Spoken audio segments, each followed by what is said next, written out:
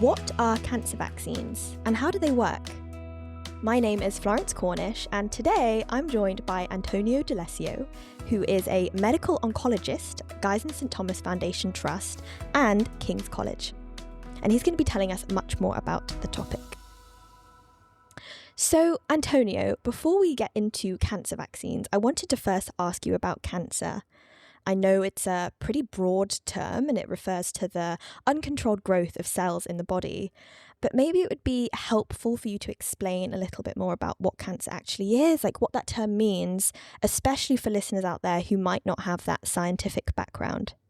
Yeah, of course. And first of all, thanks for inviting me today. Well, that's a big question.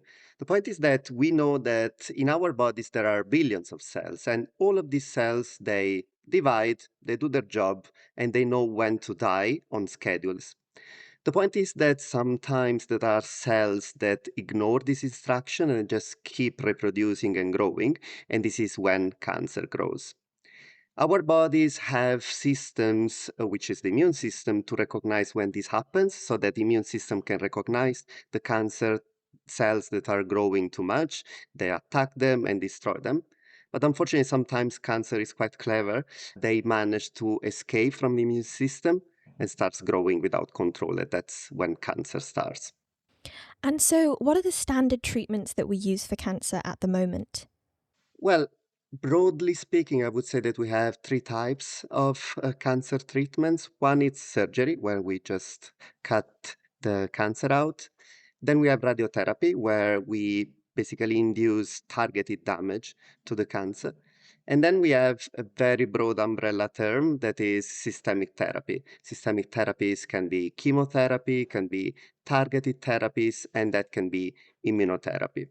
In particular, immunotherapy is quite exciting because over the past 20 years, we have learned how to boost the immune system of patients. So that's the white blood cells, the immune system of patients that can recognize cancer cells and attack them.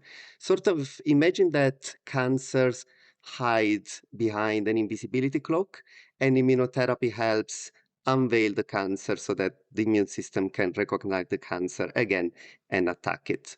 And vaccines and cancer vaccines are part of this family of immunotherapy drugs. Yeah, so speaking about that, I think lots of listeners might have heard of the term cancer vaccine before. Obviously, this is the topic of this episode. And I think the term cancer vaccine sounds very interesting and promising, but also maybe a little bit intimidating as well. So maybe you could tell me more about what a cancer vaccine is, kind of at the most basic level. Well, cancer vaccine is a vaccine, and we have received so many vaccines in our lives that our body basically has learned already how to process a vaccine. Imagine vaccine as a wanted poster. So we give the body the instructions to recognize something that shouldn't be there. And the immune system knows how to do it. So the job of the immune system is to recognize strangers in our bodies. That can be microbes, bacteria, viruses, and also cancers. And sometimes with a vaccine, we sort of help the immune system to do its job a bit better.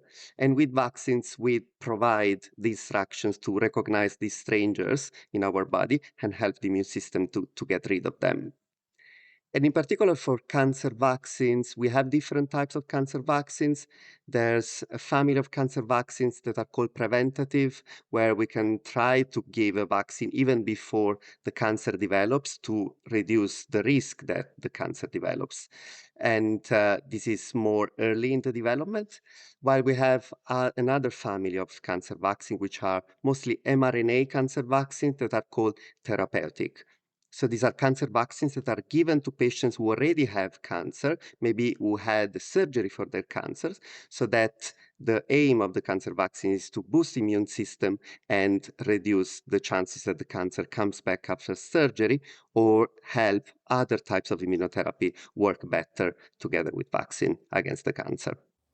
So I think for me at Genomics England, the mRNA cancer vaccines are probably most relevant to the work that we do here as an organisation. Could you explain a little bit more about how those ones work specifically?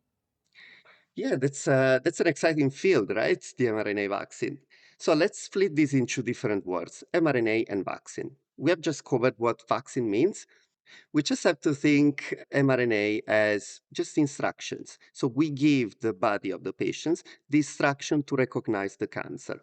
And the mRNA is basically the instruction for the immune system to recognize some of the proteins that are expressed on the cancer cells. So that's the white blood cells, the own white blood cells of the patients that can be more alert and identify the cancer cells if they are around.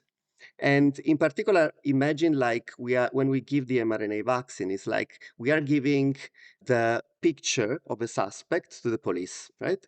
The police is the immune system of the patients, and the suspect is the cancer. Mhm. And so the immune system, so the police of our body, can go around the body, can go around the bloodstream, can go around the organs. And if they see the suspect, they are already alerted, and they can tackle it, attack it, and destroy it before it develops into a cancer that can be seen on the scans.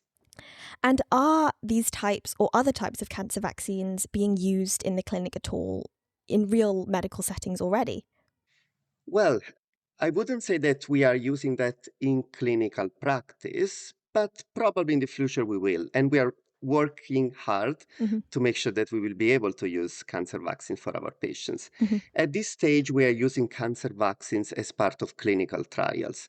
And these clinical trials cover different types of cancer types, different types of setting, together with other drugs or given alone after surgery, for instance. And the NHS England, Genomics England, and IHR, they launched this massive infrastructure that is called the Cancer Vaccine Launchpad. Mhm. And it is aimed specifically to match the NHS cancer patients with personalized mRNA vaccine trials, so that once we have the results of those trials and we are ready to deploy it in clinical practice, then we already have the infrastructure to do that promptly, hopefully in the next future. Mhm. Yeah, so do you see a future where cancer vaccines are used in routine care? Well, we are working towards that, Yeah. and I do see a future where we're going to use that. I Mhm. don't know when. Probably it will take still a few years. Mhm. But for example, in the UK and in England in particular, we have a national cancer plan, and the national cancer plan for this year has identified cancer vaccine as a top priority Mhm. for our health system. And this is because this is a technology that can be scalable, that can be widely deployed once it's demonstrated to be working. And at this stage, there are still some open questions, like which cancer types, in which setting, which patients would benefit from it.